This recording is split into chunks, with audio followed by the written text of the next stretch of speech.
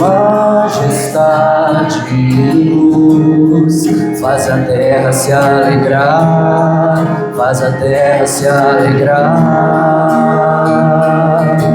Ele é a própria luz, e as trevas vão fugir. Tremer com sua voz, tremer com sua voz. Quão grande é o meu Deus, eu cantarei. Quão grande é o meu Deus, e todos hão de ver. Quão grande é o meu Deus.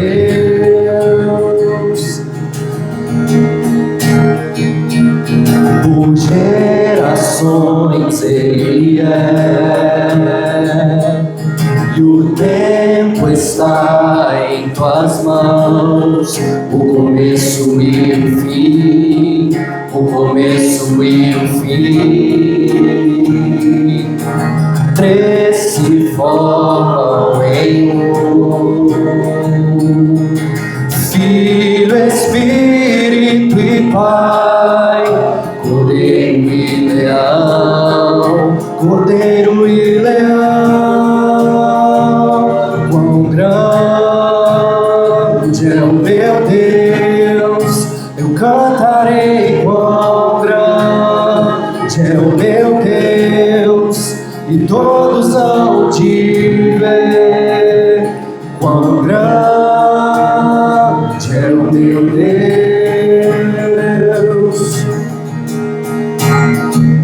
Gadol Elohai, Shilki Gadol Elohai, Vekol Echad yireh ki Gadol Elohai.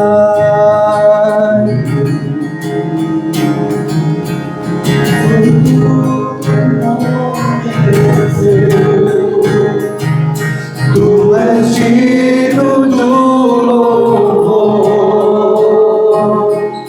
eu cantarei. Quão grande é o meu Deus,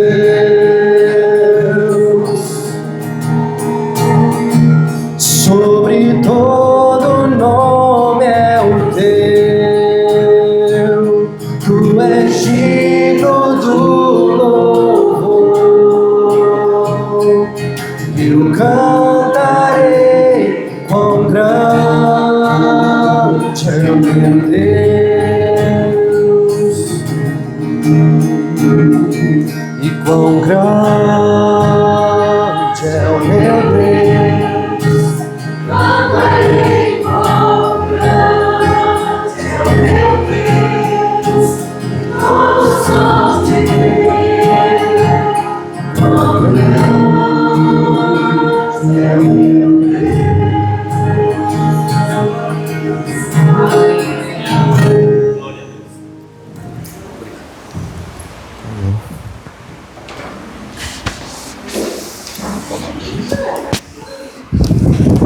Os irmãos podem sentar. Nós vamos ter agora uma finalização desse momento e depois nós vamos passar a análise dos pontos. É um momento muito importante para que a gente possa debater um pouco desse texto e fazer a interpretação de pontos decisivos na palavra de Deus com relação a esse tema. Então, um paralelo, igreja e Israel. O que vale a igreja, o que vale a igreja? Isso é muito importante. Se puder colocar aqui, por favor.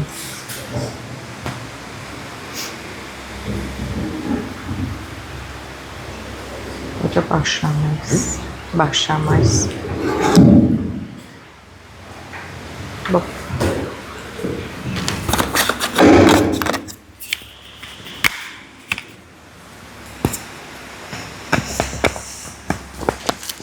Os irmãos que tiverem com suas Bíblias, se quiserem deixar aberto lá nos Salmos dos Degraus, que aí os irmãos vão acompanhando. A partir do Salmo 120.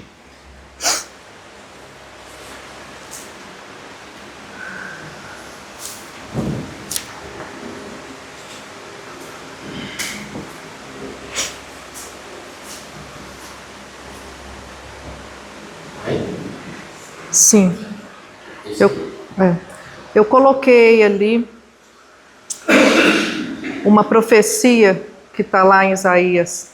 Assim voltarão os resgatados do Senhor e virão a Sião com júbilo, e perpétua alegria lhes coroará a cabeça, e regozijo e alegria os alcançarão. E deles fugirão a dor e o gemido. Que bênção será quando isso acontecer com o povo de Israel? Que o tempo todo da sua história eles têm dor, eles têm gemido, né? Mas o Senhor prometeu que eles iriam voltar, os resgatados do Senhor, e queria ter um tempo de alegria perpétua. E que a alegria do Senhor iria coroá-los também, né?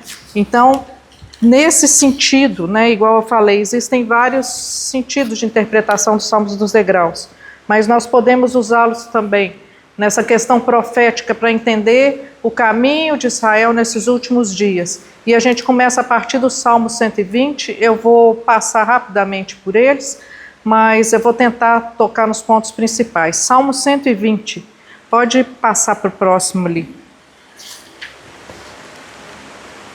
Salmo 120 eu vou ler ele todo. Na minha angústia clamo ao Senhor e Ele me ouve. Senhor, livra-me dos lábios mentirosos, da língua enganadora. Que te será dado, ou que te será acrescentado, ó língua enganadora? Setas agudas do valente, brasas vivas de zimbro. Ai de mim que peregrino em Meseque, e habito nas tendas de Quedar. Já há tempo demais que habito com os que odeiam a paz. Sou pela paz. Quando, porém, eu falo, eles teimam pela guerra. É ou não é uma realidade do povo de Israel? Sou pela paz, mas quando eu falo, eles teimam pela guerra. Ao longo da história toda de Israel. Agora, o que está acontecendo aqui no Salmo 120? Igual eu falei, Israel foi espalhado pelas nações. Pecou contra o Senhor, tanto por desobediência quanto por idolatria, e o Senhor os espalhou. Onde era Meseque? Se a gente verificar agora, a partir do entendimento de um peregrino, de um resgatado do Senhor que está voltando para a sua terra. Onde que ele está? Onde era Meseque? Moscou. Esse peregrino aqui do Salmo 120 estava lá em Moscou, no extremo norte, e ele está voltando para a sua terra.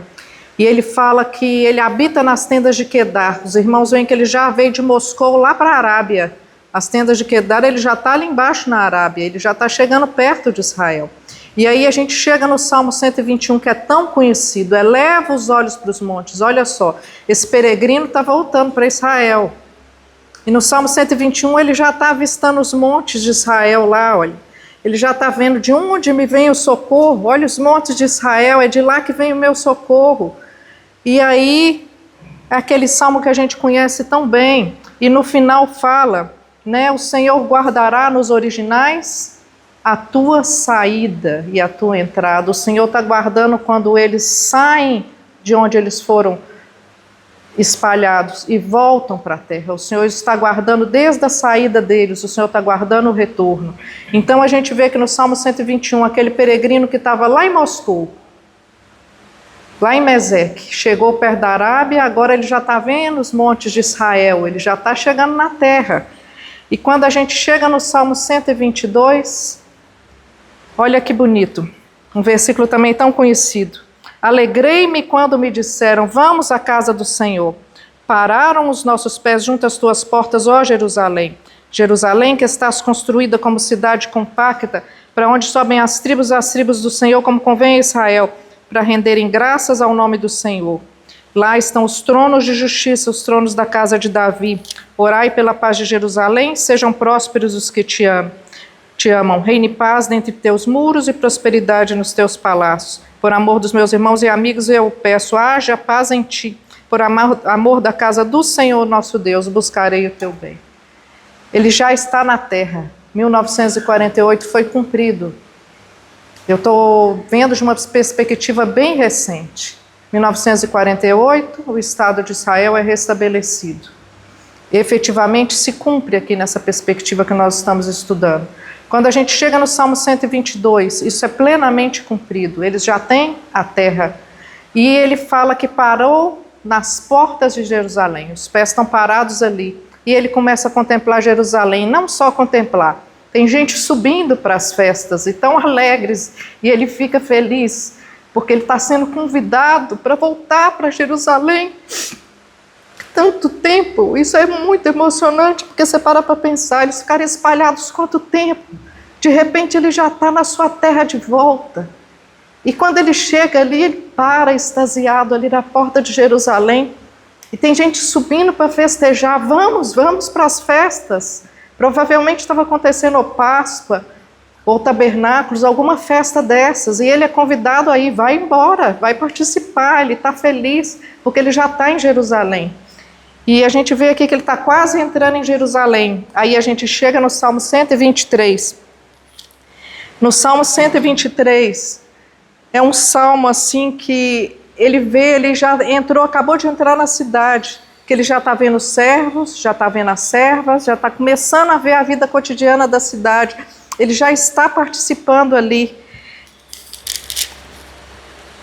Esse é o Salmo 122. E ele fala: a ti que habita nos céus eleva os olhos, como os olhos dos servos estão fitos nas mãos dos seus senhores e os olhos da serva na mão da sua senhora, assim os nossos olhos estão fitos no Senhor nosso Deus. Ou seja, ele já entrou na cidade, 1967. Jerusalém volta ao domínio de Israel. Eles já conseguiram o Estado em 1948, 1967 já entraram na cidade. Já está vendo ali um servo, uma serva, a vida cotidiana da cidade, mas ele continua pedindo socorro ao Senhor e elevando os olhos para o Senhor. Da mesma forma que um servo olha ali para o seu Senhor, ele também lembra do seu Senhor. E aí a gente vai para o Salmo 124. Do Salmo 124 até o Salmo 128, é algo tão bonito, porque já tem a terra em 1948. Agora já tem a cidade, Guerra dos 6 Dias, quando Israel reconquista a cidade, mas o Monte do Templo não ficou anexado com Israel. O Monte do Templo ainda está em poder da autoridade palestina. Então, do Salmo 124 até o 128, você vê plenamente ali a vida cotidiana ali dentro da cidade e próximo ao Monte Sião. Aquele peregrino já está ali nas imediações do Monte Sião. Salmo 124, que bonito. Não fosse o Senhor que esteve ao nosso lado, Israel, que eu diga, ele está lembrando. Ele lembra das provações que ele passou. Ele já está dentro da cidade, mas ele está lembrando de cada livramento que o Senhor deu. Israel, que eu diga, não fosse o Senhor que esteve ao nosso lado quando os homens se levantaram contra nós, nos teria engolido vivos. Olha o versículo 6, bendito o Senhor que não nos deu por presa aos dentes dele, salvou-se a nossa alma como um pássaro do laço do passarinheiro, quebrou-se o laço e nós nos vimos livres. Quantas vezes Israel foi feito cativo? E nessa perspectiva recente, pensando nessa perspectiva recente, o que tinha acontecido tão recentemente ali? O Holocausto. Nós nos vimos livres, o laço quebrou, nós não somos mais escravos. Agora nós já temos a nossa nação de volta, o nosso estado e a nossa cidade. Salmo 125, olha ele realmente ali no Monte Sião. Os que confiam no Senhor são como o Monte Sião, que não se abala, firme para sempre. Vocês estão vendo que os degraus, está subindo os degraus. Está subindo os degraus, ainda não chegou no templo, mas já estão na proximidade do Monte Sião. E isso é tão bonito quando fala aqui, o Monte Sião permanece firme para sempre. Quando o Senhor Jesus voltar, lá em Zacarias 14, novamente, fala aqui, o Senhor Jesus pisa o Monte das Oliveiras, a igreja vem com o Senhor Jesus, a igreja já foi arrebatada, em socorro de Israel, que vai estar cercado pelo mundo inteiro, até os Estados Unidos, quando o Senhor Jesus voltar, vão estar contra Israel. Ali vão estar os remanescentes. E Romanos fala que todo Israel será salvo. É ali, naquele momento, aqueles remanescentes serão salvos, aqueles poucos que sobrarem. A palavra fala que o Senhor Jesus pisa o Monte das Oliveiras. O monte vai se fender do Oriente ao Ocidente, vai abrir um caminho. O Senhor Jesus vai entrar pela porta dourada, onde ele já tinha entrado anteriormente, quando ele entrou montado naquele jumentinho. A parte norte vai para lá, a parte sul vai para lá e aquele caminho vai ser aberto. Vai ter um terremoto ali para isso acontecer. E a palavra também fala que o Monte Sião ele vai se elevar acima de todos os montes.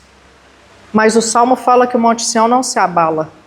Mas um milagre aqui. Porque como que isso pode acontecer que se ele não se abalar? Ele vai subir, mas sem mexer 1 milímetro ali de lado.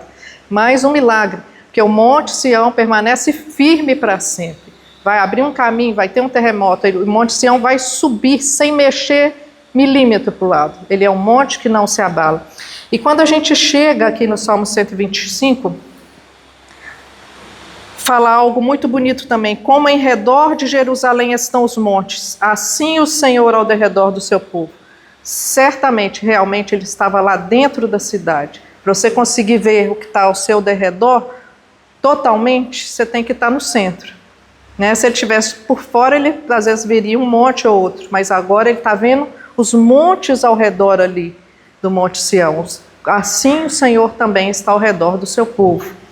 Salmo 126, tão bonito também. Quando o Senhor restaurou a sorte de Sião, ele quase que, ele está vendo assim tanta bênção ali, já está ali tão pertinho do templo, e ele lembra ali que foi tudo porque o Senhor que fez, tudo por causa da boa mão do Senhor. Então nós ficamos como quem sonha, a nossa boca se encheu de riso, né? Não tem como não se emocionar. Então o Salmo 125 é um salmo de louvor, ele fica lembrando dos livramentos, já está tão feliz ali, mas tem que lembrar que foi tudo por obra e mão do Senhor. E Salmo 127, olha só que realmente ali ele está dentro da cidade, a vida cotidiana. Se o Senhor não edificar a casa, em vão trabalham os que edificam. Se o Senhor não guardar a cidade, em vão vigia a sentinela. E Salmo 128, que é o salmo dos, que eu falo, que é o salmo dos noivos, quer dizer, de quem quer casar. Aqui tem a ordem perfeita, a ordem que o Senhor estabeleceu. Se o Senhor, bem-aventurado o homem que teme ao Senhor. Aí eu dedico ao Samuel e à Vitória. Primeiramente, o homem tem que temer ao Senhor, e também ao Pedro e ao Caio. Tem mais alguém solteiro aqui? Quer dizer, dedico ao Pedro e ao Caio e ao Guilherme, né? O homem que teme ao Senhor, está falando do homem que teme ao Senhor. Primeiro ele teme ao Senhor, em seguida, do trabalho de tuas mãos comerás. Feliz serás, tu te irás bem. Tua esposa no interior de tua casa será como a videira frutífera, teus filhos ao redor de tua mesa.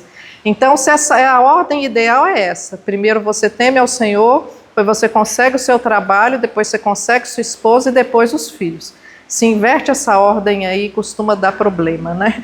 Mas, conclusão, Salmo 128, está lá dentro da cidade, pertinho ali do Monte Sião, até que no final, o Senhor te abençoe desde Sião, para que vejas a prosperidade de Jerusalém durante os dias de tua vida, e veja os filhos de teus filhos, paz sobre Israel. Até aqui se cumpriu, até o Salmo 128. E como que termina? Paz sobre Israel. Quando ouvirdes falar de paz, eis que vos sucederá repentina destruição. Uma palavra profética. Tudo isso se cumpriu. Israel conseguiu a terra, conseguiu a cidade, está ali no Monte Sião. Aquela foto ali, bem no cantinho à direita do Muro das Lamentações, é a parte mais próxima que se chega lá do templo hoje, é o Muro das Lamentações, né? E é aquilo que tem hoje em dia, porque estão aguardando novamente o terceiro templo, né, para a vinda do Messias deles. Nós já sabemos que o Messias é Jesus. Nós entendemos como a segunda vinda do Senhor Jesus, a volta de Jesus. E eles estão aguardando que o Messias ainda venha ao seu tempo, né? Então falou em paz. E eu creio que entre o Salmo 128 e o Salmo 129 a igreja é arrebatada. Então, por isso que eu falei, aqui se cumpriu. A partir do Salmo 129, é um novo momento. Provavelmente o início da tribulação aqui no Salmo 129. Muitas vezes me angustiaram desde a minha mocidade, Israel que o diga, desde a minha mocidade me angustiaram, todavia não prevaleceram contra mim. Sobre o meu dorso lavraram os aradores, nele abriram longos sulcos. Mas o Senhor é justo, cortou as cordas dos ímpios. Novamente lembra da misericórdia do Senhor. Sejam envergonhados e repelidos todos os que aborrecem a Sião. sejam como a erva dos telhados que seca antes de florescer. Salmo 130. Com certeza, quando a gente chega no Salmo 130, já estamos na grande tribulação. Ele começa: das profundezas clamo a ti, Senhor, das profundezas. É o tempo de angústia para Jacó. Já estão vivendo a grande tribulação. A igreja já foi arrebatada. E aqui fala o seguinte, versículo 6. Olha um guarda ali, esperando o céu nascer. Esse guarda é Samuel ali. Quando ele esteve lá na época da guerra. Ele estava ali no deserto do Negev. Fala assim, versículo 3. Aguardo, Senhor, a minha alma o aguarda. Eu espero na sua palavra. A minha alma anseia pelo Senhor, mais do que os guardas pelo romper da manhã. Mais do que os guardas pelo romper da manhã. Espera Israel no Senhor, pois no Senhor há misericórdia. Ele começa a clamar: das profundezas eu clamo a ti, Senhor. Só que no final do salmo ele já está pedindo: gente, espera no Senhor. Vamos aguardar o Senhor. Como um guarda que está aguardando ali o dia raiar. E por que isso é tão importante para nós também como igreja? Israel está esperando o dia raiar, está ansioso como um guarda espera, mas por que nós, igreja, também estamos esperando o dia raiar? Porque esse Pentecostes que nós estamos vivendo é à noite.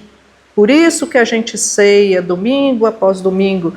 Estou falando de forma dos costumes, né? De forma geral entre os irmãos. Noite após noite, a ceia é um memorial noturno. Quando o Senhor Jesus foi traído, se fez noite. E desde que o Senhor Jesus foi traído, nós estamos, como igreja, vivendo à noite. Nós aguardamos o nosso sol da justiça. Nós estamos vivendo à noite. E Israel também aguarda, como guarda pela manhã. Então eles estão clamando ali, ele está nas profundezas, mas ele reconhece que o Senhor é o socorro deles. E aí a gente chega num salmo tão bonito e tão pequeno, que é o Salmo 131, provavelmente o último salmo de Davi. Davi que conquistou tanto, e que venceu tanto, que derramou tanto sangue, foi o maior rei de Israel. E ele fala: Senhor, não é soberbo o meu coração, nem altivo o meu olhar, não ando à procura de grandes coisas, nem de coisas maravilhosas demais para mim.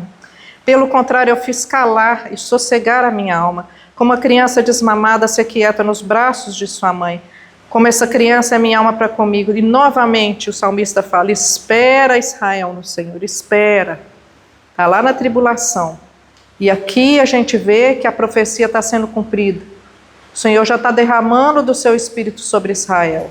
Eles estão passando pela tribulação, mas estão esperando no Senhor. E Davi agora, chega no final da sua vida, ele escreve esse salmo tão bonito. O que ele quer agora? Conquistar, matar mais gente? Não, ele só quer esperar no Senhor. E a gente vê que profeticamente o Espírito está sendo derramado sobre o povo de Israel. Aquele exército que foi formado ali no Vale de Ossos Secos, que só estava aguardando o Espírito do Senhor, porque o exército foi formado. A carne voltou, o exército está de pé, aí falta o Espírito. E a gente vê a partir do momento que eles estão aqui na grande tribulação e já estão falando: espera, Israel, no Senhor, espera, o Senhor está vindo. E aí a gente chega aqui no Salmo 132, que lá no versículo 13, no primeiro versículo: lembra-te, Senhor, a favor de Davi. Senhor, lembra da gente, nós estamos passando por provação. Mas fala o versículo 8: levanta-te, Senhor, entra no lugar da tua morada, do teu repouso. Versículo 13: pois o Senhor escolheu Sião, preferiu por sua morada. Este é para sempre o lugar do meu repouso, aqui habitarei, pois o preferi. Senhor, venha morar entre nós. Senhor, nós estamos lembrando da Arca da Aliança. O Senhor falou que iria habitar aqui no Monte Sião. Nós estamos aqui encostadinhos aqui no Monte do Sião, no Monte Sião. Vem, Senhor, vem habitar entre nós.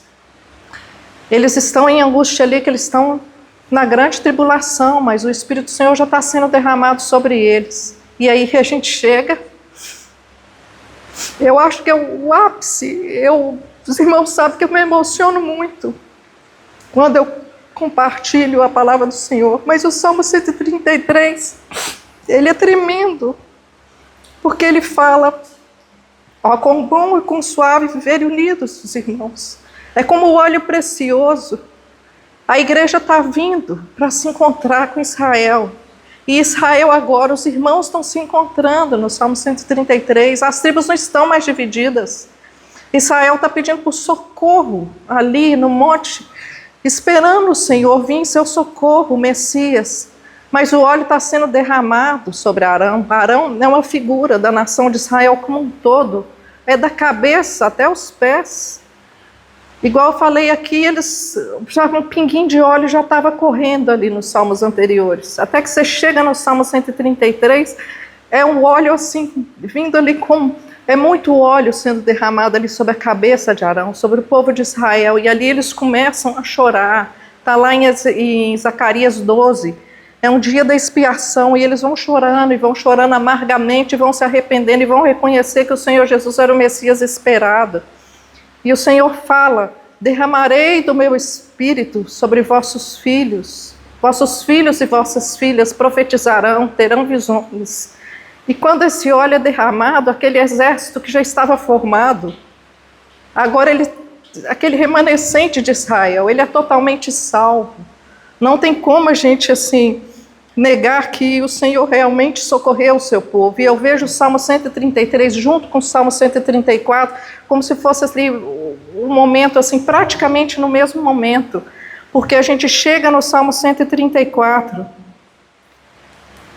tão pequenininho, ele fala assim: bendizei ao Senhor, vós todos servos do Senhor que assistis na casa do Senhor. Chegaram no templo. E quando que a gente chega no templo? Só na segunda vinda. O templo vai estar pronto já, quando o Senhor Jesus voltar e pisar o Monte das Oliveiras. Mas o Messias ainda não está lá. Eles pediram: vem, Senhor, vem habitar em Sião. E o Senhor só vai vir na sua segunda vinda. Mas agora fala: bendizei ao Senhor, vós todos servos do Senhor, que assistis na casa do Senhor nas horas da noite. Erguei as mãos para o santuário e bendizei ao Senhor. De Sião te abençoe o Senhor, Criador dos céus e da terra. Então a gente chega no Salmo 133 e no Salmo 134. E é aquele último momento. O Senhor Jesus já levou a sua igreja. A igreja já está lá nos ares com o Senhor. O Senhor junta os seus santos dos 4 cantos do céu. Junta a sua igreja. E vem com a sua igreja em socorro de Israel, que Israel já está ali no Monte das Oliveiras, cercado pelo mundo inteiro, sem nenhum apoio. E aí o Senhor Jesus vem com a igreja, em socorro de Israel. Os irmãos são reunidos, aquele óleo precioso que desce da cabeça de Arão até vai passando pela orla de suas vestes, vai descendo sobre todo aquele remanescente de Israel que está ali. Eles começam a profetizar, começam a ter visões. E o principal acontece: eles reconhecem que o Senhor Jesus era o Messias esperado. E aí a igreja e Israel são reunidos, né? Ó, quão bom e quão suave, não tem mais guerra, é algo assim de paz, viverem unidos os irmãos. E agora a igreja e Israel estão unidos. O Senhor Jesus já está vindo para o seu templo, juntamente com a igreja e Israel. Mas ainda, eu chamo a atenção para um último ponto. Nós ainda estamos de noite. Nós estamos ainda erguendo, eles vão erguer as mãos aqui e bendizer o Senhor. O Senhor Jesus está vindo nos últimos momentos da noite. Pode colocar o próximo slide. Coloquei ali como se fosse a madrugada, já quase. Eu tampei ali a mesquita, ali o Domo da Rocha, porque ali vai ser reconstruído o templo. Né? E tem esse versículo tão bonito. Mas nos últimos momentos, porque depois que o Senhor Jesus vier, a gente não precisa mais cear. A noite acabou. Porque o Senhor é o nosso sol da justiça. E o nosso sol da justiça é que vai brilhar. E por isso que fala: erguei as mãos para o santuário nas horas da noite. Não é qualquer hora da noite. São os últimos segundos, os últimos momentos. Porque depois que o Senhor Jesus vir, juntamente com os seus santos, e unir a igreja e Israel, vai ser um tempo precioso. E o nosso sol da justiça vai nascer novamente. Então este é um estudo que nos mostra assim, um dos aspectos dessa maravilhosa reunião de Israel com a igreja, desses últimos momentos, momentos assim finais que estamos vivendo. E para encerrar, vou ler esse versículo com os irmãos. Eis que envio o meu mensageiro, que preparará o caminho diante de mim. E de repente virá ao seu templo o Senhor, a quem vós buscais, e o mensageiro da aliança, a quem vós desejais. Eis que ele vem, diz o Senhor dos exércitos. Amém.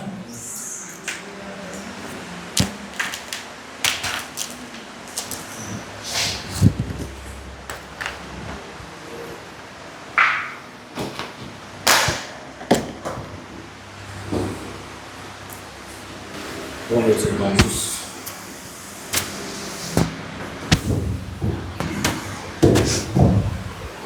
o Centro de Estudos Proféticos, o objetivo nosso é que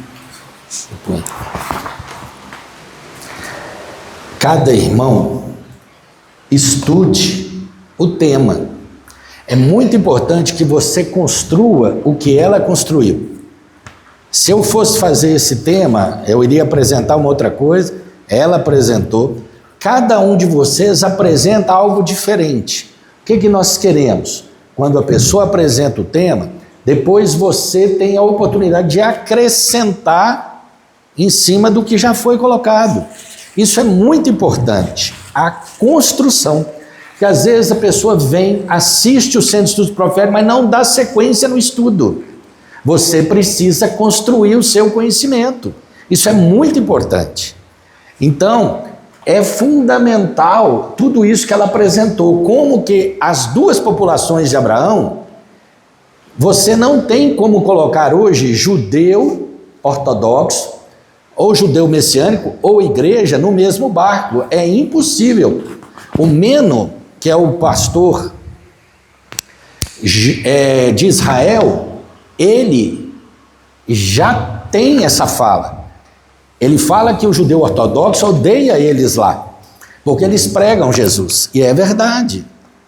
Então você não tem como colocar judeu ortodoxo e judeu messiânico no mesmo barco, não tem. Ah, mas Cristo fez os dois um só povo. Gente, isso é na igreja. Isso é na igreja hoje. Quem é judeu, romano, grego, brasileiro, não faz diferença. Você encontrou Jesus, você está no corpo de Cristo. Mas ainda não teve a união de Israel com a igreja. Como ela colocou aqui, muito bem. Salmo 133, por que aquele óleo é derramado sobre Arão? Israel vai ser sacerdote para as nações no milênio. Gente, no milênio nós vamos ter dois tipos de população, tá? Não se iluda. Uma população com o corpo celestial da igreja, igual ela falou que está vindo com o Senhor, e a população terrena que vai entrar no milênio com esse corpo aqui de carbono, e vai nascer gente no milênio, vai reproduzir no milênio, sim. Não se iluda achando que é só a igreja que vai participar do milênio, não tem essa premissa. Quem te falou isso? Jesus, quando veio e apareceu para os discípulos com o corpo celestial. Entrou no local fechado, mas os discípulos tocaram nele, ele comeu com os discípulos. Física e química diferente. Então, igreja e Israel tem caminhos diferentes. Opa, dá um help aqui, Samuel.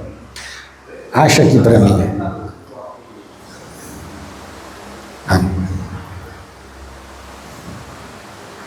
Igreja e Israel tem caminhos diferentes, gente, completamente diferentes. Judeu é terreno, igreja é celestial. O próximo tema que você já deve estudar, diferença do evangelho do reino do evangelho da graça. O evangelho do reino, Jesus falou aqui, antes de morrer, Mateus 5, 6 e 7, é o Sermão do Monte, chamada Constituição do Milênio. E esse evangelho ficou parado a partir do momento que vem o evangelho da graça, e o evangelho da graça encerra com o arrebatamento, aí depois você vai ter de novo o evangelho do reino. O evangelho do reino é para a entrada no milênio. O evangelho da graça é corpo de Cristo, é completamente diferente as consequências dele. Então, a união vai ser feita aqui, ó. Nós vamos ter no milênio a turma da igreja que mora na Nova Jerusalém, a 9.000 metros de altitude. De onde você tirou isso? Da Arca de Noé. 50 côvados acima da montanha mais alta, Everest, 8.850 aproximadamente. Com mais 50 côvados, dá 9.000 metros de altitude. É a altitude da Nova Jerusalém sobrepondo a terra, sobrepondo a Jerusalém terrena durante todo o milênio. Então você mora na Nova Jerusalém e atua com Cristo na Jerusalém terrena. O seu galardão, meu irmão, é que vai brilhar, refletir a glória de Deus na Nova Jerusalém e vai iluminar a terra, de forma que o sol e a lua fazem o seu trajeto e serão meras molduras. Então, é muito importante entender essa diferença, porque isso vai ser gritante aqui no milênio. A turma que ficar e entrar no milênio com o corpo de carbono vai repovoar a terra. Vai nascer gente de novo. Agora a igreja não, gente. A igreja, quando ela é arrebatada, você vai ser transformado. E isso aqui vai gerar um novo corpo que vai descer com Cristo. Então o crente, da igreja, ele desce com Cristo. Então a segunda vinda de Cristo é esperada, não é para a igreja, é o judeu. A igreja espera o arrebatamento. Então, evangelho da graça, ponta para o arrebatamento. Constituição do corpo de Cristo. Evangelho do reino, entrada no milênio, com Jesus reinando com vara de ferro. Então eu pergunto para você, Apocalipse 12, é igreja ou é Israel aquela mulher? Isso tem que estar na sua cabeça. Apocalipse 12 está aqui, ó, no período tribulacional. A igreja já vai estar nos ares com o Senhor Jesus, então não tem possibilidade para a igreja. Outra coisa, quem dá origem ao Messias é Israel e não a igreja. A igreja é corpo de Cristo. Então não tem como a igreja gerar o Messias, e sim Israel. Gênesis capítulo 3, versículo 15. O descendente da mulher vai ferir a cabeça de Satanás, e este lhe ferirá o tornozelo ou calcanhar. Iacov, em hebraico, é tornozelo. Então, no período tribulacional da angústia de Jacó, os últimos 3 anos e meio, está autorizado a Satanás tocar em quem? Em Iacov, que é tornozelo. Igreja não é tornozelo, igreja é corpo de Cristo. Então, quando você dá nome aos vários participantes do processo, você vai ver. Então aqui na igreja não faz diferença se o indivíduo é judeu, grego, romano, não faz. A igreja é corpo de Cristo. E esse corpo, ele é formado de várias pessoas, desde que aceitaram a Jesus. Se você olhar em Jeremias 31, você vai ver que a nova aliança, ela é prometida à casa de Judá e à casa de Israel. Não conforme a aliança antiga feita com os seus pais, que eles invalidaram no deserto. A nova aliança vai ocorrer aqui no milênio. Então por que a igreja já vive isso? Porque quando você aceita Cristo, você recebe o Espírito Santo, é enxertado na videira e na ceia, como ela falou, você participa nesse momento da era da igreja, da nova aliança. Cristo é que mantém os benefícios da nova aliança. Então, é esse discernimento que é fundamental a gente ter nesse período. Então, olha as festas judaicas como ela falou. Jesus morreu aonde? Na Páscoa. Sepultado nos pães asmos, ressuscitou nas primícias. Olha Pentecostes aqui, ó.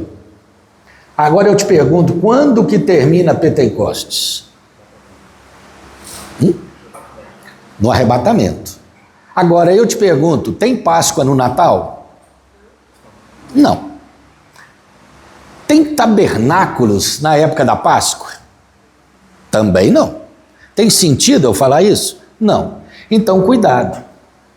Quando que vai ocorrer o arrebatamento? Quando finalizar Pentecostes. Qual que é a data disso, gente? Coincide com o Ano Novo Judaico. Então, não existe esse negócio de que o arrebatamento pode ser a qualquer momento. Jesus é que caminha, ó. Ele é que está caminhando, não sou eu. E ele não repete as festas judaicas. Ao cumprir-se o dia de Pentecostes, estavam todos reunidos e veio um vento impetuoso. No dia de Pentecostes, não foi nem antes nem depois. Quando que toca a trombeta em Israel? Quando finaliza um ano e começa o outro. Ao tocar da última trombeta, no Rosh Hashanah, cabeça do ano, o Ano Novo Judaico, é final de setembro. Ninguém vai te dizer o ano, não tem como saber. Agora, uma outra coisa que eu queria que você já estudasse. Tribulação, são 7 anos o período de Daniel? É. Mas olha, não tem nenhum texto bíblico que fala que logo depois do arrebatamento começa o período tribulacional.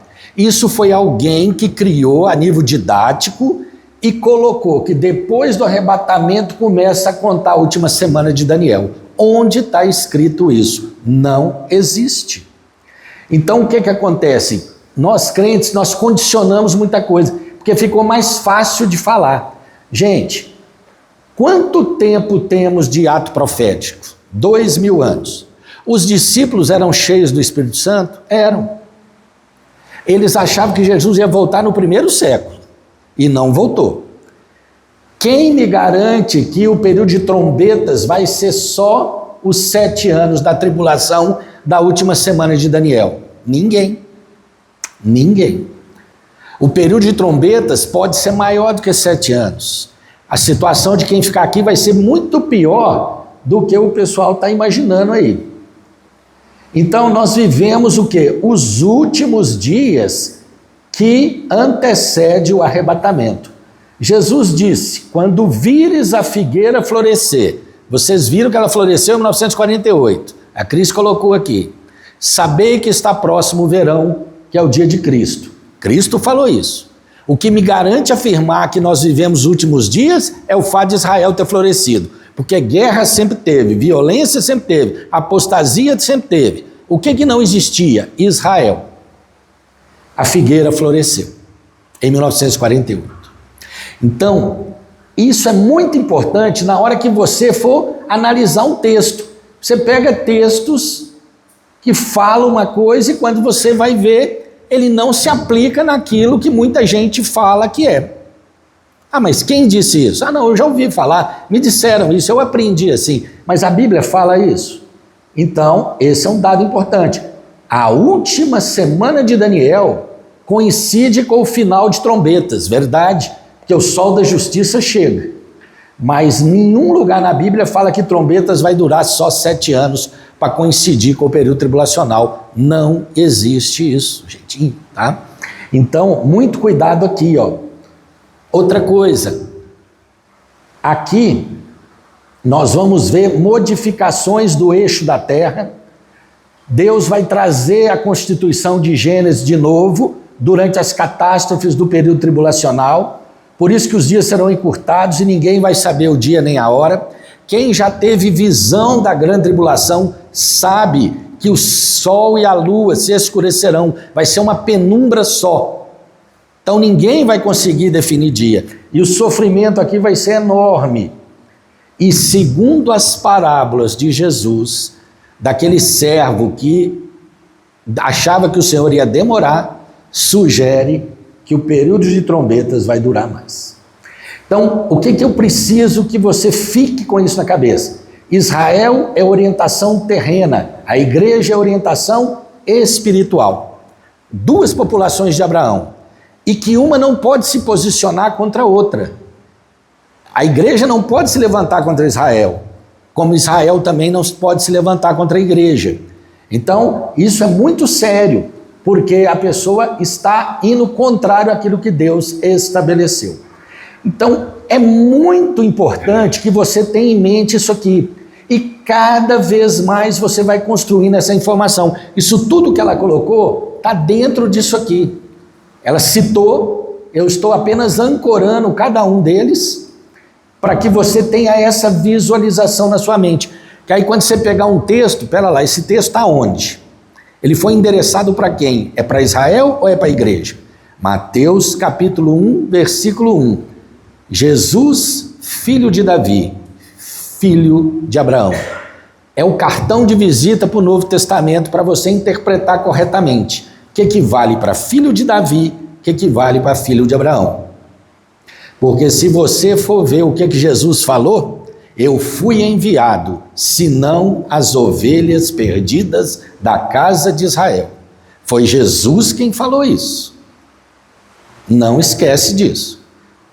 Só que Jesus foi rejeitado. Israel não aceitou ele como Messias, ele foi morto. Apesar de que uma parte de Israel, naquele dia que ela citou, que é o dia 6 de abril de 32, Jesus foi aclamado como Messias em Jerusalém. Ele entra pela Porta Dourada, é aquele famoso Domingo de Ramos que muita gente comemora aí, tá? Então, é muito importante. E é isso que a gente quer.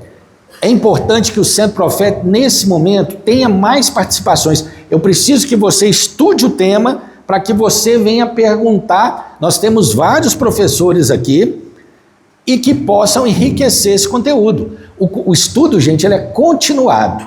Vou dar um exemplo. Esse livro aqui, ó, é do pastor da Assembleia, Adolfo Pereira Neto, do Templo Central. Foi uma surpresa para mim, cheguei lá na chamada, ele estava publicando o livro. E aí eu me apresentei a ele, falei que eu era daqui, da De Pampulha, e ele assistiu às conferências. E uma coisa que ele me disse lá, eu achei inteligentíssimo da parte dele. É um homem de Deus que tem muito conhecimento, o livro é muito bom, eu já dei uma folheada nele, não estudei, mas já dei uma folheada nele. Ele virou para mim e falou, olha, depois que eu participei do congresso, eu achava que eu tinha abordado tudo, eu vi que eu não abordei tudo. Eu falei, mas é isso que a gente quer que todo o professor e aluno faça. Eu não sei e vou estudar. Me preocupa é o crente que acha que sabe. Esse é que é o perigoso. E aí ele não vai estudar mais. Gente, cuidado. É um perigo esse negócio. Então, ele pôde comparar o conhecimento dele com pastores do mundo todo. Veio gente dos Estados Unidos, veio gente de Israel, veio gente da Suíça. Olha o enriquecimento. E não é gente fraca, não. Gente muito boa de serviço. E ele também é. Porque o que ele escreveu aqui, muito, muito bom. Muito, muito. A gente recomenda. Quem quiser depois ver, pode. Mas já vou avisando. Livro a gente não empresta. Ou a gente dá, ou a gente recomenda. E esse aqui está rastreado por satélite, mas pode conferir ele aqui. Oi? Pois é, isso é uma brincadeira de um professor que me emprestou um livro uma vez, ele falou, ó, você tem que devolver porque está tudo rastreado por satélite. Eu devolvi um por um para ele, foram 12 que ele me emprestou. Aí foi o Elias, lá da Metodista, ele me entregou e aí eu devolvi. Então, gente, é isso aí. A Cris, eu quis dar esse descanso um pouco para ela, mas agora vem as perguntas. Algum irmão quer fazer alguma colocação? É um momento importante. Ela falou alguma coisa que você já viu, ou coisa contrária, ou que não ficou claro. Aí a gente passa para ela. A gente não sabendo, há outros professores aqui que a gente pode perguntar. Nós temos a liberdade de poder expressar. E o próximo tema, que deve ser para mês de março do ano que vem, paralelo entre Evangelho do Reino e Evangelho da Graça. E no mês de maio, arrebatamento e teologia das ressurreições. São os dois temas que nós vamos ter para o ano que vem. Você já pode ir estudando. Quanto mais você estudar, mais você vai poder desenvolver e aprender as aulas. Perguntas aí, por favor, fiquem à vontade. Fica. Se você quiser ponderar alguma coisa. Então, gente, esse foi um paralelo entre igreja e Israel. Hoje, o Brasil tem crescido muito o antissemitismo, principalmente no Rio Grande do Sul, tá? O Rio Grande do Sul, o Gustavo não pôde vir hoje, ele trabalha com a Aliá, que é o retorno do judeu para Israel. Eles tiveram o grupo internacional aqui, e um dos lugares que eles levantaram é o Rio Grande do Sul. O Rio Grande do Sul tem perseguido pesado essa questão e forçando o antissemitismo no Brasil. Então, me preocupa muito quando tem gente na igreja que vai na viagem de Israel, tira foto com a bandeira da Palestina do lado. Cuidado, gente. Cuidado que aquela terra o Senhor deu a Israel. Tirar foto com bandeira da Palestina em território israelense é afronta. O que Deus falou para Abraão? Abençoarei quem te abençoar, amaldiçoarei quem te amaldiçoar. Tirar foto com bandeira palestina é dizer que aquela terra não é de Israel. Aí ele está declarando que Deus é mentiroso. Olha o que vai acontecer com ele. Foi um pastor presbiteriano que tirou essa foto. Então, qual vai ser o ministério desse indivíduo? Outra, tem que tomar muito cuidado. Viajar para Israel, viaja para viver como judeu, não viaja para fazer turismo gospel. Aí eles ficam um dia só em Jerusalém. Você tem que ir para Jerusalém, viver em Jerusalém, viver como judeu, comer como judeu, sentir como judeu. Ele foi lá, viveu como o exército de Israel, comeu a comida que o exército come, dormiu no colchão que o exército dorme. Aí o crente vai para lá, curtindo a viagem, vai para Dubai, vai para não sei mais o que, gasta dinheiro, dando esmola para o terrorismo, porque todo o dinheiro que você gastar no mundo árabe vai ser doado para o Hamas, Hezbollah, Al-Qaeda. O Catar é um dos principais financiadores do terrorismo a nível de Oriente Médio. Aí o crente vai lá, bota a sementeira, o que liga na terra é ligado no céu. Aí depois ele reclama do que está acontecendo na vida dele. Sim. Então a restauração cósmica, na sua opinião, vai acontecer ao final do milênio. Ah, perfeito. Boa. Aí, ó. Pois é, por isso tem que fazer essas perguntas. Eu vou levar para casa para estudar. Ok, perfeito. Tem duas restaurações aí. A primeira... Perfeito. Ok. O Olam Rabá, o mundo do mundo, Isso. seria coincidir com o julgamento de Deus. Isso, final. Julgamento do grande trono branco. Perfeito. Perfeito. Em que momento da existência aconteceria? Perfeito. Na ótica, sob a ótica cristã. Ou seja, dando continuidade nesse paralelo que estamos fazendo. Ok. Vocês entenderam a pergunta dela? Ela perguntou a questão de readaptação planetária, cósmica, na questão terrena e céu. Como a Cris falou, novo céu e nova terra, aqui, antes da criação do homem, ocorreu a queda de quem? De Satanás. Foi a primeira iniquidade na terra, não foi o pecado de Adão e Eva, foi a queda de Satanás. Então essa pergunta é inteligentíssima, porque Deus vai desfazer isso aqui e vai criar novo céu e nova terra. Quando? Aqui, ó, no final do milênio, aí cabe aquele texto de Pedro, que os elementos ardendo se desfarão. Nem é aqui na vinda de Cristo, não. É aqui, ó, lá no final do milênio, e aí sim nós vamos ter novo céu e nova terra. Ali vai haver uma catástrofe nuclear intensa, porque para tirar a quantidade de volume de água da Terra, a energia tem que ser absurda. E aí sim, só aqui, ó, depois do grande trono branco, onde aí o inferno e a morte vão ser lançados no lago de fogo, e aí você vai ter a nova Jerusalém encostando na superfície da terra, já sem iniquidade nenhuma, com toda a reestruturação cósmica. Perfeito. Excelente pergunta. Então aqui, ó, quando Jesus voltar, no milênio, o que vai acontecer? Vai acontecer a terra, Gênesis 1 e Gênesis 1:2, as características da terra vão voltar para cá, ou seja, aquele ângulo de 23 graus que faz geleira nos polos vai acabar. O Sol vai bater de forma homogênea na Terra. Oi? Vai alinhar. Exatamente, para garantir a intensidade de luminosidade do milênio. E no milênio, o que acontece? Isso que ela falou. As montanhas serão aplainadas para o milênio, porque o Monte Sião é o topo. Você imagina o Himalaia com 8.000 metros, o terremoto para botar aquilo ali para o chão. É essa catástrofe dos terremotos que vai fazer a grande inundação no Vaticano. O território romano tudo indica que vai para debaixo d'água, por isso que a destruição da Grande Babilônia é uma inundação. Sião permanece e o restante desce. A colocação dela. Vai ter dois momentos, né? A igreja com Cristo e a parte de baixo. Tá? Isso, no milênio, com uma diferença de 9.000 metros aí. Nós estamos no mundo Kairos e vai existir o mundo, e vai existir ao mesmo tempo cronológico. Sim, vai ter, os dois termos. Sim, perfeito. Exato.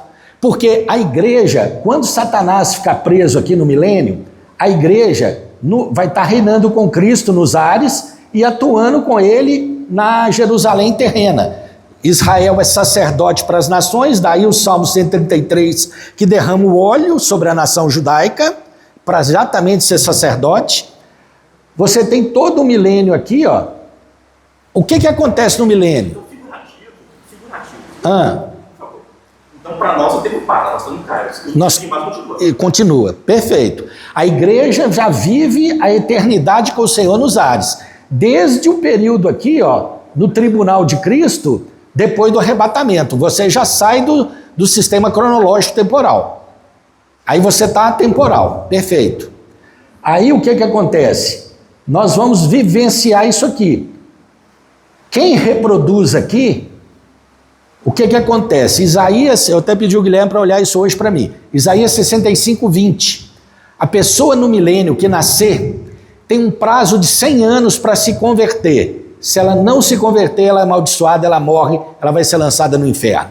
Porque no milênio não vai ficar ninguém rebelde contra Cristo. Agora, no final do milênio, Satanás é solto. E ele vai o quê? Congregar de novo as nações. Por isso, gente, atenção aqui, é a aula do Dwight. Gog e Magog são dois momentos. Você tem um primeiro momento, que é aqui, ó, em trombetas, a gente não sabe quando, que é a Aliança do Norte, que Moscou vem. Então você não preocupa com guerrinha de árabe, isso não vale de nada. O Meno já falou lá que é só um cessar-fogo, não tem paz nenhuma em Jerusalém. O Meno é o pastor que teve agora lá. A Rússia que dá o sinal. Ela deu o primeiro passo, pisou na Ucrânia e não voltou para trás. Gog e Magog começou, primeiro momento. E vai culminar lá nos montes de Jerusalém. Agora, o Senhor traz as nações com anzol. Aqui é diferente, é outro Gog e Magog. Satanás vai o quê? Contaminar de novo as nações e fogo do céu consome. Aqui são côvados, são placas de pedras que caem sobre as nações. Então, aqui tem a Aliança do Norte. A Aliança do Norte precede a manifestação do anticristo. Então, cuidado. Olha para a Rússia. A Rússia está descendo, tem perigo. Outra coisa, para o anticristo manifestar, a Grécia tem que sair da comunidade europeia, gente. Olha a estátua de Daniel, Babilônia, Pérsia, Grécia e Roma. Então, onde é que está a menorá de ouro de 1 tonelada? Está lá no Vaticano. Coincidência, né? Então, olha aí a pista. Então, aqui, ó, nós vamos ter a Aliança do Norte, depois manifestação do anticristo, que vai deixar o judeu cultuar no templo, mas depois ele proíbe aqui. E aqui é a angústia de Jacó violenta. É aqui que o povo vai sofrer para valer. Oi. Estudar Joel é respeito. É, pois é. A angústia de Jacó é dura. O judeu que já passou, esquece. O que vem por aí é muito pior. Muito pior. Por isso que, quando Cristo falou, orai pela paz de Jerusalém e sejam próximos que te amam. Vai ter paz lá antes de Jesus? Não, gente, não vai. quem é a paz de Jerusalém? É o reino do Messias. Então, quando você ora pela paz de Jerusalém, você está falando é Maranata. Vem, Senhor Jesus. É por isso que você é abençoado. Entende? Isso é muito, muito importante. Então, olha só, isso aqui tem que estar na cabeça do crente. Porque aí, se você encontrar um texto que fala o seguinte: se o teu olho te faz pecar, arranque-o fora. Isso é para a igreja ou é para a turma que vai entrar no milênio?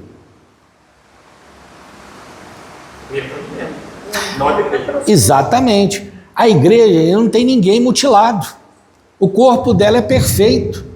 Então o que acontece? Olha bem, a igreja ela é perfeita, sem mácula. Então esforço humano é para entrar no milênio. A igreja é fé.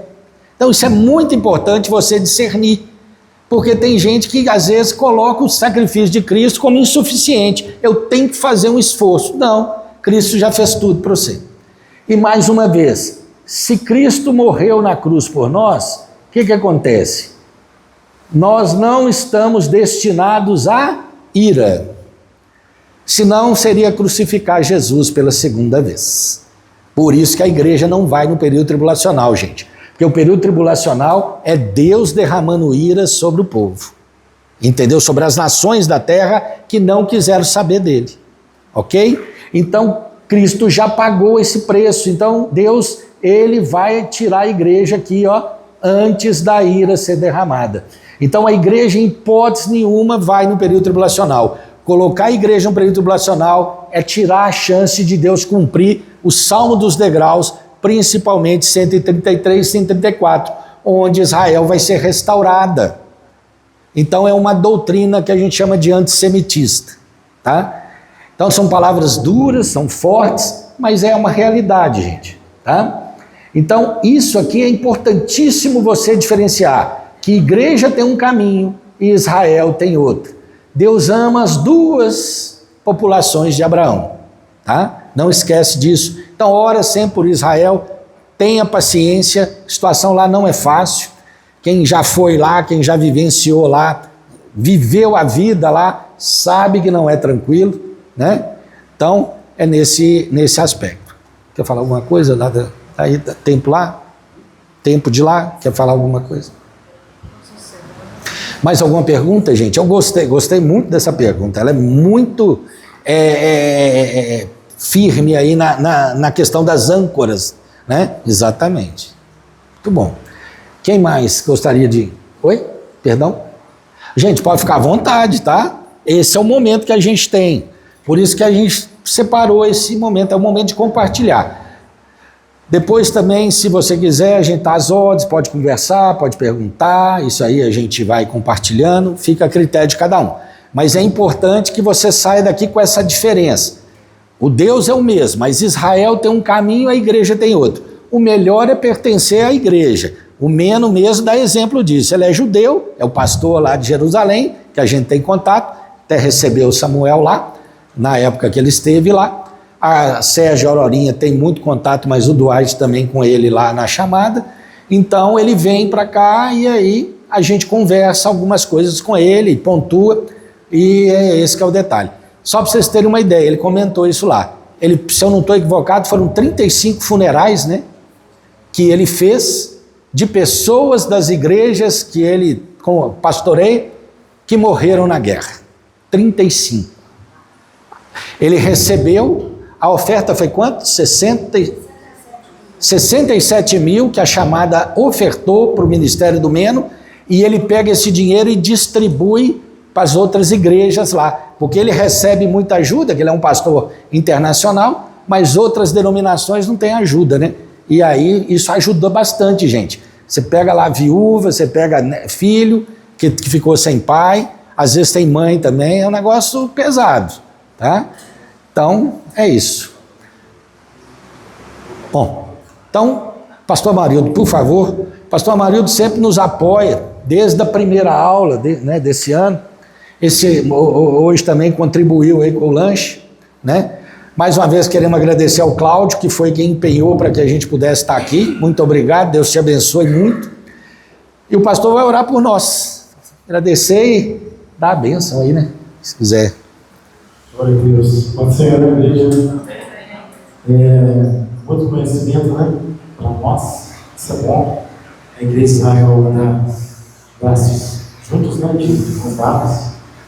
Muito conhecimento. Muita coisa boa, né? Para nós. E convido vocês a ficar de pé, a gente orarmos, né? Abençoar. Deus abençoe nossos filhos, palestrante, né? Abençoe o Nicolau, né? Por essa oportunidade de dar esse conhecimento, né, sobre Israel. Quero dizer para vocês, o meu primeiro contato com Israel foi muito interessante. Deixa só. É claro. Só para comentar.